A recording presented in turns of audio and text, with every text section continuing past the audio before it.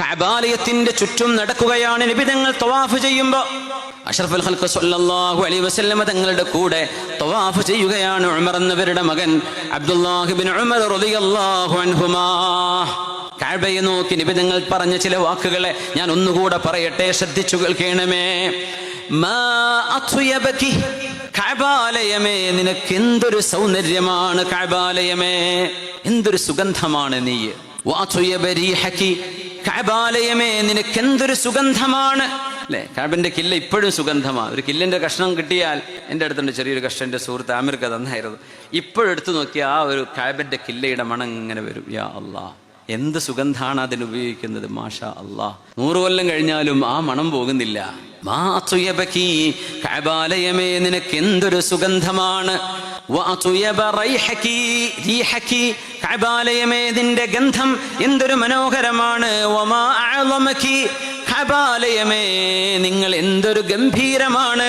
വഅളമ ഹുർമതകി, കഅബാലയമേ നിന്റെ പരിശുദ്ധി എത്ര വലുതാണ്. കഅബാലയത്തെ അങ്ങ് പൊക്കിപ്പറഞ്ഞു നബി തങ്ങൾ. ഇനി പറയുന്നത് എന്താണ്? വല്ലദീ നഫ്സു മുഹമ്മദിൻ ബിയദിഹി, ആരാണോ മുഹമ്മദ് നബിയുടെ ഈ ശരീരം നിയന്ത്രിച്ചു കൊണ്ടിരിക്കുന്നത് ആ അള്ളാഹുവിനെ തന്നെയാണ് സത്യം. കഅബാലയത്തിന് മുമ്പിൽ വെച്ചിട്ടാ പറയുന്നത് നബി തങ്ങൾ. ഇത് മുസ്ലിമീങ്ങളിലെ തെറിയെഴുതുന്ന ആളുകളുടെ ചെവിയിലേക്കാണ് ഞാൻ പറയുന്നത്.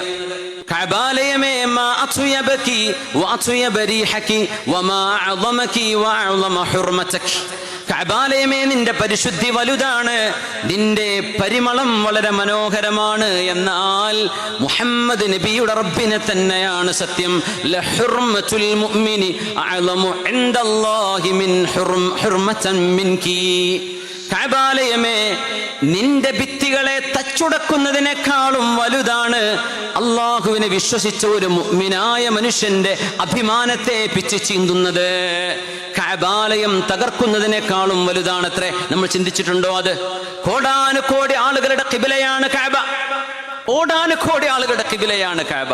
എത്ര ആളുകൾ കഅബയിലേക്ക് നിസ്കരിച്ചു, എത്ര അമ്പിയാക്കന്മാർ, എത്ര ഔലിയാക്കള്. ഹബീബായ നബി തങ്ങളും അവിടുത്തെ സ്വഹാബികളും എത്ര നിസ്കരിച്ചു. നമ്മൾ നിസ്കരിക്കുന്നത്, വരാൻ പോകുന്നവർ നിസ്കരിക്കുന്നത് കഅബയിലേക്ക്. ആ നിസ്കരിക്കുന്ന ഒരു മുഅ്മിനിന്റെ വിലയുടെ താഴെയാണ് കഅബയുടെ വില എന്നാണ് നബി തങ്ങൾ പറയുന്നത് സ്വല്ലല്ലാഹു അലൈഹി വസല്ലം.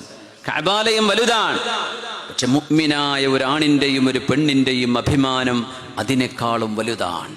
നിങ്ങൾക്ക് പിച്ച് ചീന്താനുള്ളതല്ല. അയാൾ മോശക്കാരനാണ്, അയാൾ ഇങ്ങനെയാണ്, ഇതൊന്നും പറയാൻ നിങ്ങൾക്ക് അവകാശമില്ല.